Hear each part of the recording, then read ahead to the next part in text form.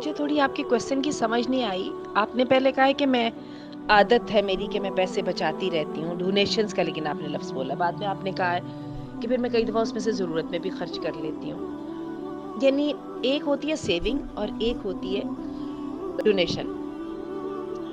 अगर तो आप डोनेशन के लिए बचा रही हैं, फिर उसको डोनेशन के लिए रखें ना। और अगर आपकी सेविंग है, फिर उसको डोनेशन का लफ्ज़ नहीं बोलिए। फिर उसको ये कहिए कि मैं सेविंग रखती हूँ, बाकी उस सेविंग में से मैं डोनेशन भी दे देती हूँ।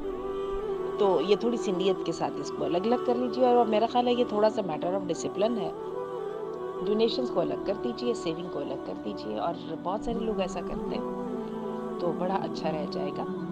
और मुझे तो बहुत अच्छा लगता है डोनेशंस अपने पैसे अलग रखने का डोनेशंस के लिए बहुत फ़ायदा ये होता है। आप हर वक़्त माशाल्लाह किसी को देने की पोज़ीशन में होते हैं और आपको मुश्किल नहीं लगता किसी को देना।